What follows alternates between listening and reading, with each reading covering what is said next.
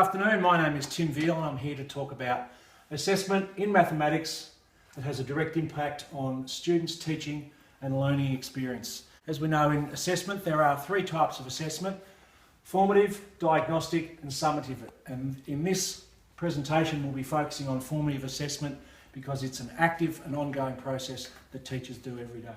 AAMT says assessment for learning is for learning and attitudes. RAISE states that assessment for learning is a process that the teacher must go through: planning, gathering, interpreting information and then using it. And the NCTM have done, the assessment is done for students to guide and enhance their learning, not to students. The three assessment types I'll be looking at today are authentic tasks, observations and rubrics. Firstly, we'd like to touch on the formative assessment type, authentic tasks, which can make connections to students' personal interests by designing learning tasks that are personally meaningful to them. Thus, they'll stay interested in the task longer and potentially gain more out of it. I will be videoing these assessments, and the benefit of videoing them is I can catch more than I would by just observation. Also, the benefits are that with the task, they'll be problem solving. I'll be allowed to walk around and ask some questions about that as well. As my interaction. There's cross-discipline to money, economics and English in this task. Well, the limitations only for this task is it's hard to compare tasks because everyone will be doing a different task that's meaningful to them. Record keeping, I'll be keeping these on video. We'll put those in the students' files that can capture more than the observation, and it's timelier as well. So the students' file will be looked at later by students, parents and the school.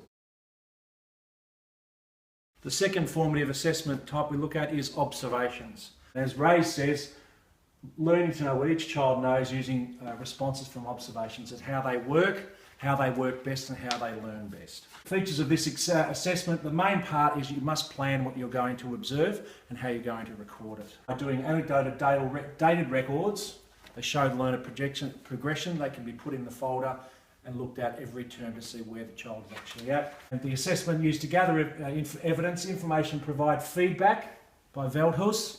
Hattie has also said that feedback has a powerful impact on students' learning. It's got to be provided on the spot so the child knows that you're with them in the journey. Dated records represent growth over time.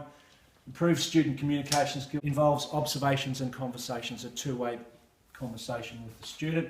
Limitations, yes, can be very time consuming, but with planning and record keeping, I've used RAISE's flip chart, which I think will be very effective, and the results go into each child's individual folders for assessment later on.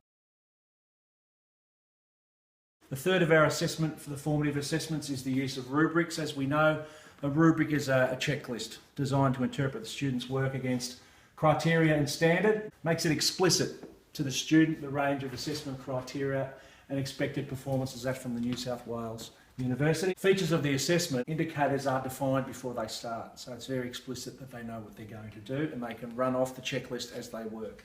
The benefits, explicit instruction, evaluation guides and clarify for the students what their strengths and limitations are, and they can actually use these to self-assess. Potential limitation of rubrics is that the student won't go deep into their learning.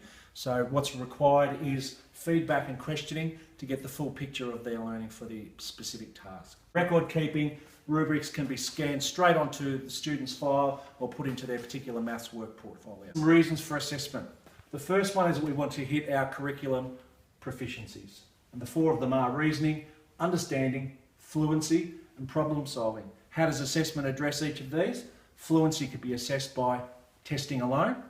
Problem solving, we could use the rubric with some feedback. Understanding, questioning techniques and interviews.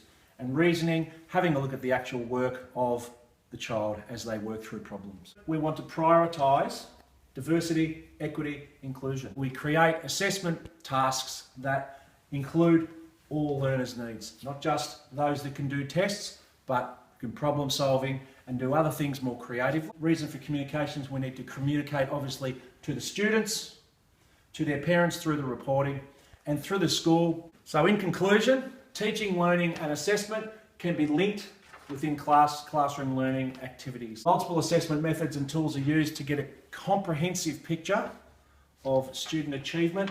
Using diversity and equity, as Charlesworth and Laley said in 2012, having multiple formative assessment approaches allows the teachers to meet the needs of diverse students, such as students with second language, gifted students and students with learning disabilities. In conclusion, the direct impact on students' teaching and learning is that assessment is aimed at benefiting the learner because it takes a holistic account of their learning and progress through schooling.